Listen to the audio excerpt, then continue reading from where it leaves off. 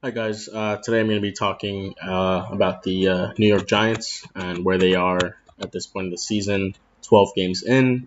For starters, I just want to say that no one can defend the 4-8 record that the Giants have, and it would really be insulting to even try and defend that record, just based on how the offseason turned out. New GM, top two, the second overall pick in the draft.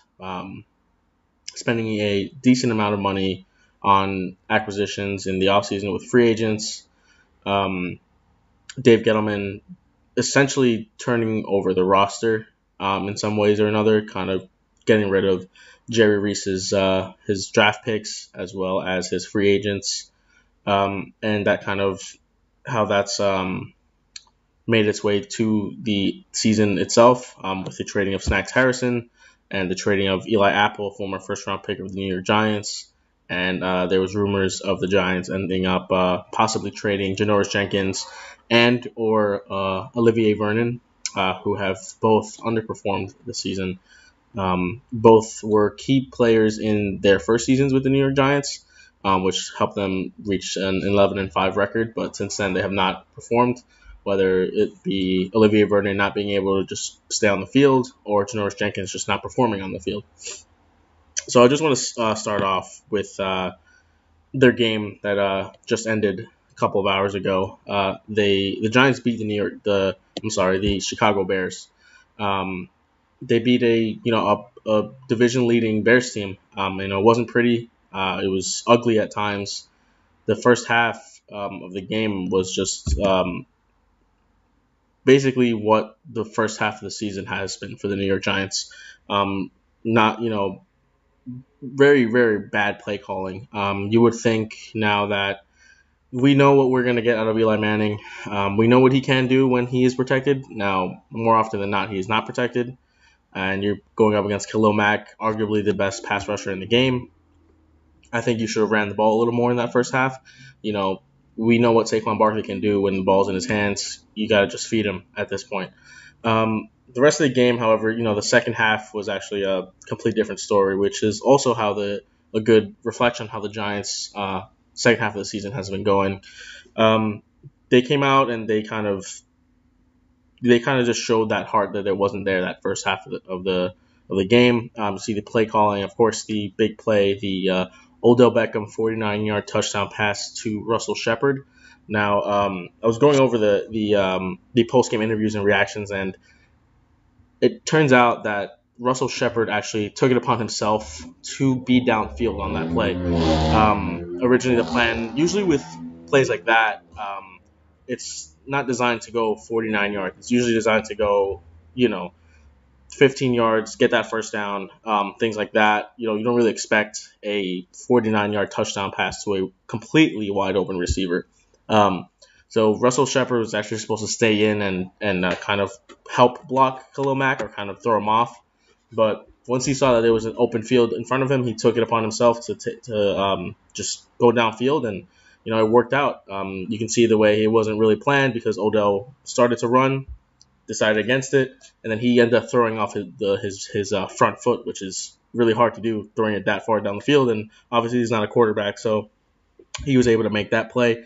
And there's for some reason there is a chance, mathematically at least, that the Giants can somehow make the playoffs at 8-8 if they win out, and the Redskins and the Eagles end up having to lose several games. I was actually going to set up some scenarios on ESPN, and basically the Giants need to finish 8-8, and everyone else needs to finish 7-9, and that's extremely tough to do considering the Cowboys have been playing that much better, and the Eagles and Redskins play each other Monday night. So if one of those, I believe the Eagles would have to win, and if the Redskins win, that completely changes everything, and it quickly turns into a just a two team race for the NFC East. I'm not gonna lie, as a Giants fan, I was hoping that they would kind of lose out, and I know that's tough to say, that's tough to hear. However, we knew early on this team wasn't going anywhere. You look at the way they've lost. The game against Carolina, yes, it was tough. It was like a 62-yard field goal. The game against the Atlanta Falcons, again, very bad play calling, very bad clock management, very bad game management. And I'll get into that a little bit more in a bit. And as well as the game against the Redskins, where they lost 20-13, game management, play calling. And today, you look at the game today. Yeah, they won, and yeah, it's good for the culture. It's good for the fans, I guess. You can see that the players are still trying, even though they're 4-8 at this point. Even the play calling, I think Shermer's gotten a lot for that, and it's justified because you're up 10 with a minute 48 left, and you allow them to tie. The Redskins, with a minute 20 left, I believe the Bears used only 26 seconds to end up going down the field and scoring. That's just the way they were able to do it against this defense. Now, a win, it's bad because it basically means nothing, and it doesn't help our draft positioning and where we want to select. But it does show that this team has the players that want to be here and they want to win. Players can easily just stand on the field and not really give their maximum effort because it doesn't matter anymore. It doesn't matter whether contract-wise, it definitely doesn't matter for the team at this point. It doesn't matter wins-wise. We're more than not going to make the playoffs. So they could easily have thrown in the towel. We're going to let, this playoff contender come in and just run over us like last season with the Rams. But I think what Shermer's, the one thing that he's been showing that he can do is kind of build a culture. Even though with the losses, the wins later on in the second half of the season, just like the game against the Bears, kind of displays why Shermer was brought in.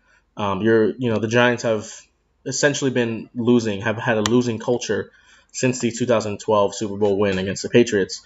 So it's all about kind of building that culture and making sure these young players get used to winning and they get used to having that, that drive to win and having that drive to, yeah, we might, we might be underdogs at home, but, we're going to go out and, games aren't played on paper, anything can happen on any given Sunday. That's kind of what the Giants have been playing like.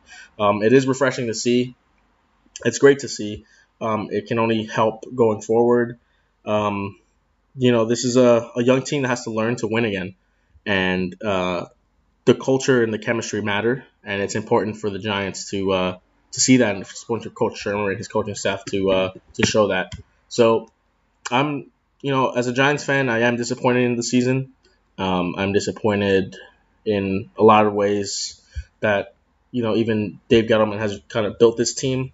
However, I am excited for Shermer. While it doesn't show on the field right now with, the 4-8 record, just being, if, the Giants can somehow, if they end up winning the games and they end up going 7-9 or possibly even 8-8, while that doesn't help our draft stock and it doesn't help with us, picking possibly a top 5 quarterback, I think it bodes better for us because we can show that the culture is there, the winning culture, the mentality is there, which is important going forward. And I think Gettleman has an eye for talent in the draft, so I do believe in that.